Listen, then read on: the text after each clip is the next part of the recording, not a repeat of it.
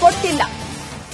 ಅಧಿವೇಶನ ಆರಂಭಕ್ಕೂ ಮುನ್ನ ಬಿಜೆಪಿ ಹಾಗೆ ಜೆಡಿಎಸ್ ಸಭೆಯನ್ನ ನಡೆಸ್ತಾ ಇದೆ. ರಾಜ್ಯ ಸರ್ಕಾರವನ್ನ ಕಟ್ಟ ಹಾಕೋದಕ್ಕೆ ವಿಪಕ್ಷಗಳು ಪ್ಲಾನ್ ಮಾಡ್ತಾ ಇರುವಂತದ್ದು.